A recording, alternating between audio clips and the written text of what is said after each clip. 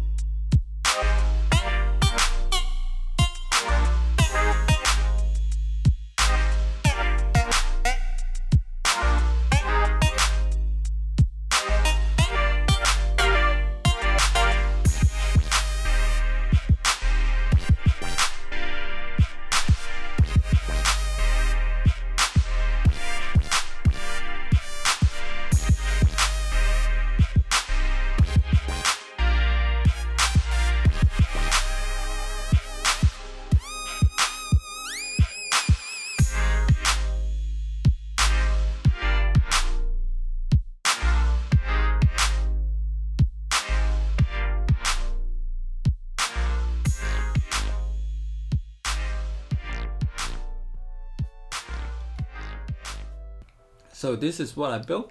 So the advantage is putting onto the netbook. The advantage putting Pfsense into the netbook is because the power saving is awesome. So if it's router you're running 724, power consumption is a big thing. So I do a little bit calculation. Back then I used like a desktop computer and then put 4 NICs into that. It's about like running is about like 50 watts.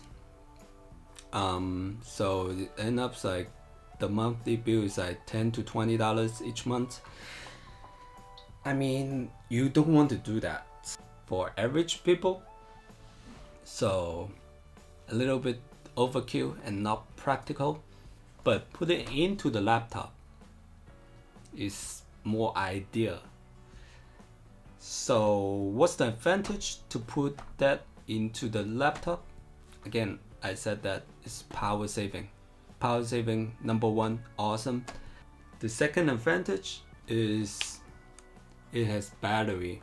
So it gives you a redundancy. So even though you accidentally unplug the cord, the internet won't go down. Third, if you're using Pfsense before, I mean, it's pretty good, but sometimes you do troubleshooting. You have to find all keyboards, mouse, and monitor, all that, and then plug into it just because you want to find the interface, is it up or down.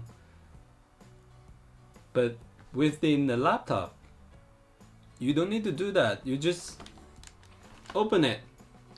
You see it's right there. That cool, right? And the bonus one is this laptop it supports SIM card. So in that case, you have redundant network too. But I mean, you and me, for average consumer, don't need that feature. And I don't know how much like your cellular will charge you if you're using that to download a movie. With all that good things, but we still need to face one challenge. Is typical laptop, netbook, whatever, it comes with only one NIC, or sometimes nowadays the ultrabook with no NIC. But we're talking about old laptop you don't use. So in the only got one NIC, we need the second one at least. So what we gonna do to accomplish that? At the beginning, I'm using this. I mean, this one is okay. But the downside is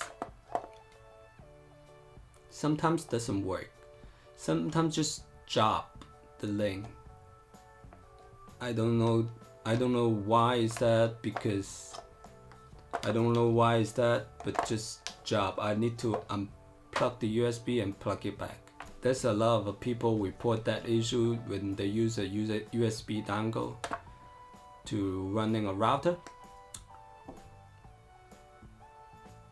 And also using a USB dongle to as a NIC, it become more complicated. It give you more layer between your NICs to the CPU. Your onboard NIC to communicate with the CPU usually is straightforward, but if you're using a USB dongle, your USB dongle need to talk to your USB hub, and then talk to the chipset, then talk to the computer. It add more layer to talk to, so it reduces the speeds, give you more chance to get error. So to accomplish that problem, when I opened my computer, I saw there are two M.2 slots. So M.2 slot is talking to the chipset or sometimes talking to the CPU straight. So it should be like better for performance. So I went online and then I find there are NICs. It's M.2 connector, but there is like a long dongle too. So it's like a NIC and then your M.2 card plug into your motherboard, and the other one is just dunking there. So I use this one I showed you earlier. So I use two Raspberry Pi as a box to put it there, and then hide all the cable inside. And then as you can see, I drew a hole there. Like, I think this is before is HDMI port, and then I make it bigger, and then I also drew some holes in there too, inside the box. So the connector is raising up, so I use the Raspberry Pi box to cover that, and then I drew some holes to my this back plate and the Raspberry Pi to be able to get through it, and then I stuck all the cable and the PCB inside the Raspberry Pi box. So if I put one in there, it should do the job, but if you put it on the table, you're gonna wobble it. So I put two, so it can lay on flat on the table. Plus a bonus, you see that? You can hang it on the wall. That cool, right? Your computer hanging in the wall like that. Your router hanging on the wall like that. Is that really cool? That really cool, I think. The other Raspberry Pi, I'm not just sticking there. I actually put Pi-hole server into that. The Pi-hole is a DNS server.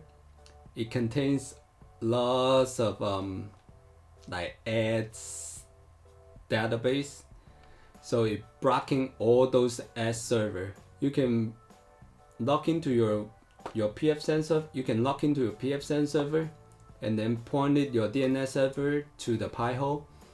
So from now on, you don't need to see those weird, ugly sex ads on the web page. I mean, maybe you want to see that. Then, if you know you enjoy the ad, you just unplug the Pi-hole. So this is a pretty solid all-in-one router and server. You can hang it on the wall, it can route. I think it's very cool. It saves a lot of power.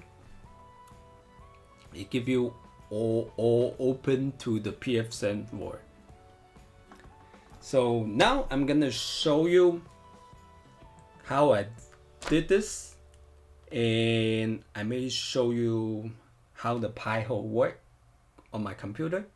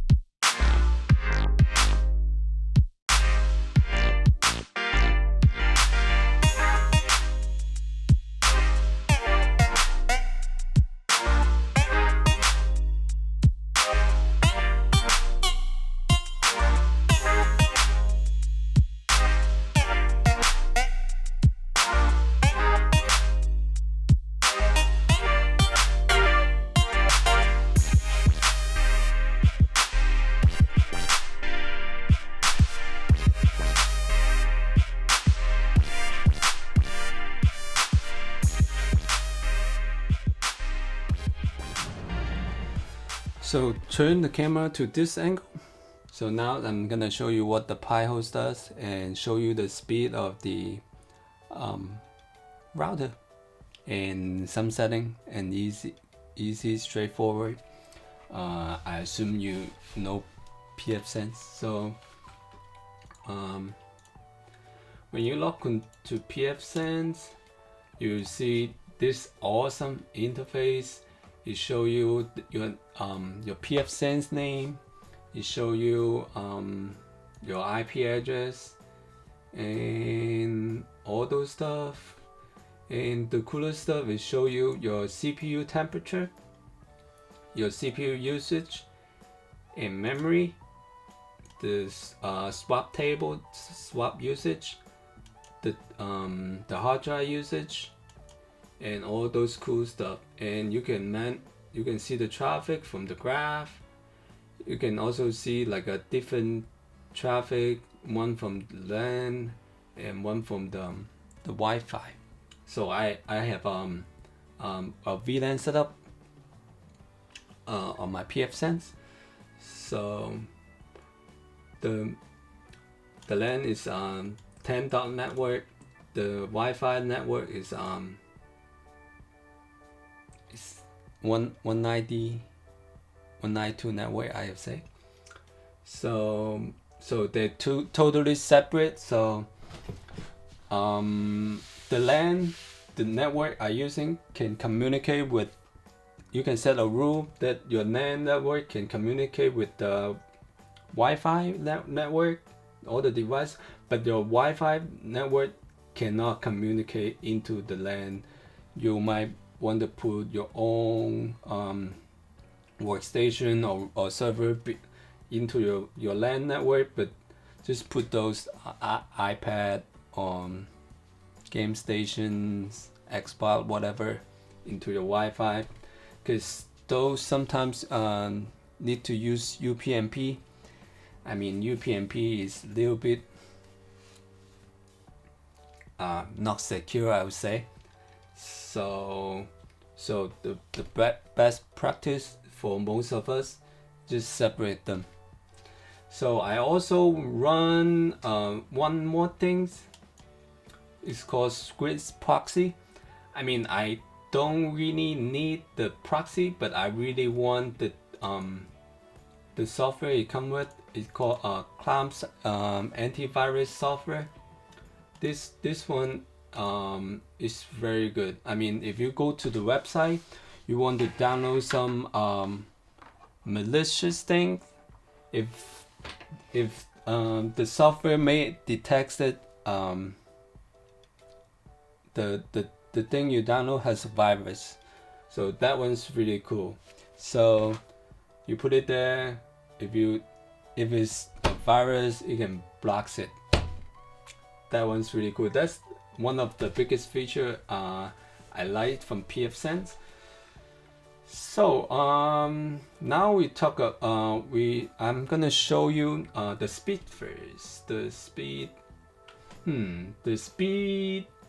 If it's if using the speed, if you're using script proxy, it's gonna reduce a little bit. So now I'm using this optimum is 200 max, so it can max out. I think it can max out pretty easy.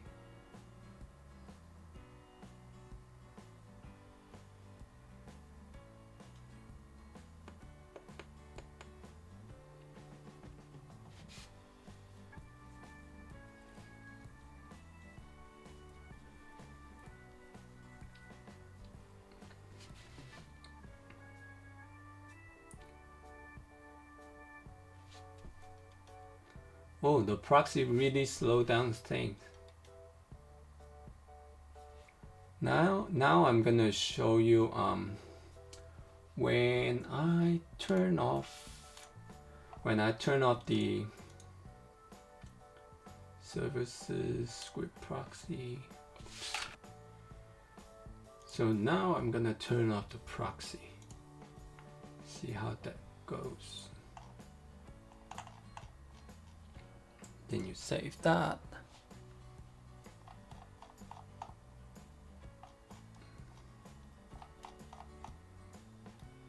And then refresh. Go there. Oops. Why this one's still there?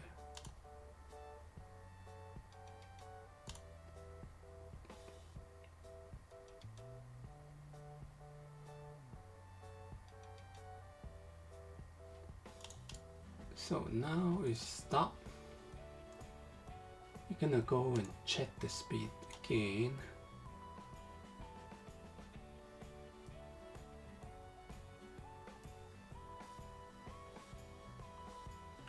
So you can see now it's maxing out my bandwidth.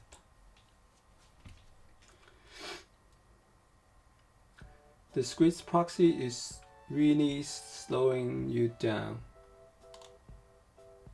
And the cool thing is, you're doing the download test, you can see your CPU temperature, your CPU low, memory low, and the traffic. That's the beauty of Pfsense. Oh, now it's faster. It only use 70% CPU uses. Like,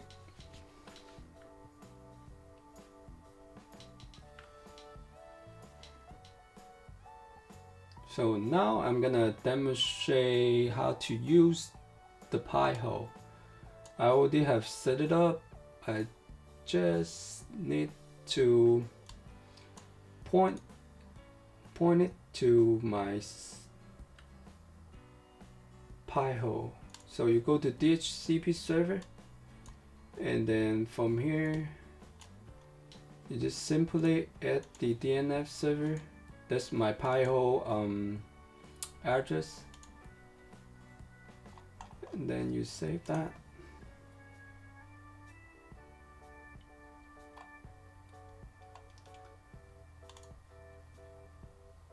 So on the Windows machine, because now still using the Pfsense as a DNS server, you need to refresh the DHCP. So you go ipconfig/all, then you see the DNS server right here.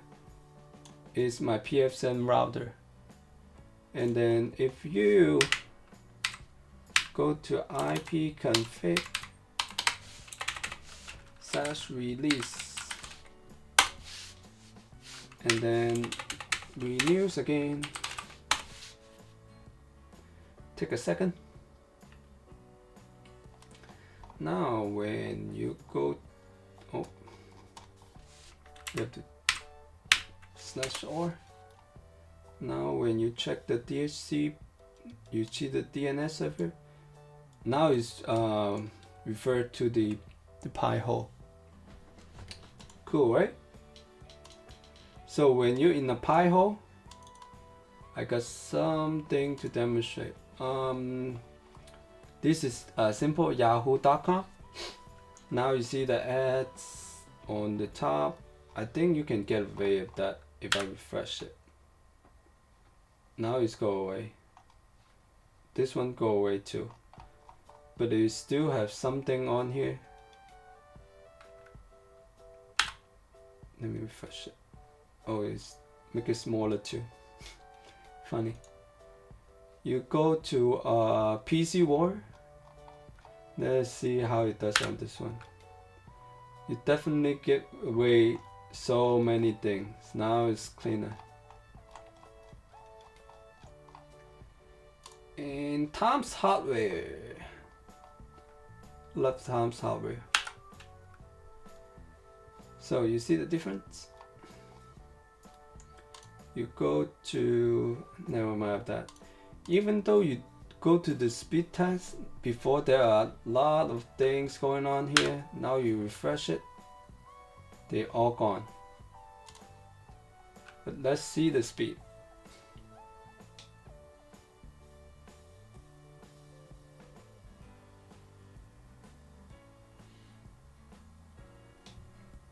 Oh,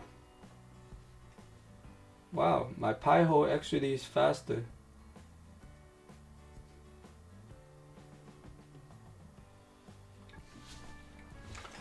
Okay, that's the demonstration, the speed of my Pfsense router, and the bottom Pi-hole server does its job.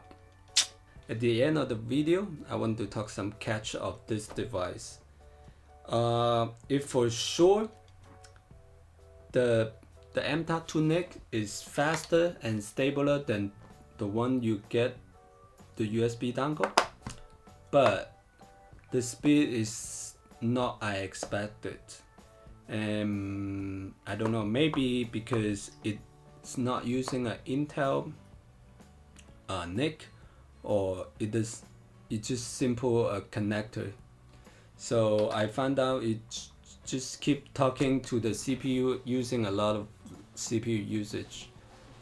And that being said, it cannot go up to 300 more than 350 megabit per second download.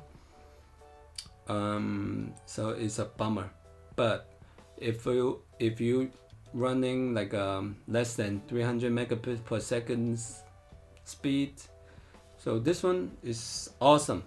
I actually found an M.2 NIC from TP-Link. It said that is an Intel NIC.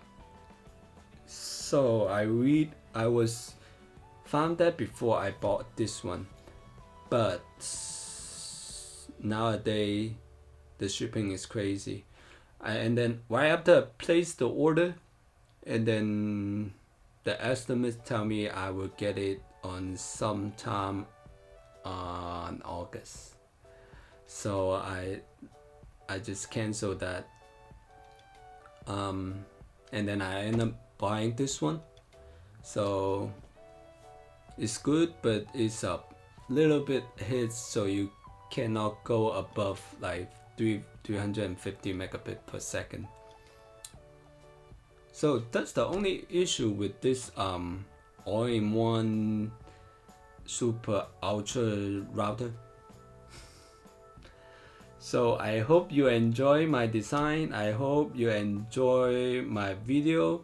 I hope this inspires you to make your own router from the old laptop. So 2 more things I hope you guys do. First, subscribe to my channel, like it, comment, do all those stuff. I appreciate that.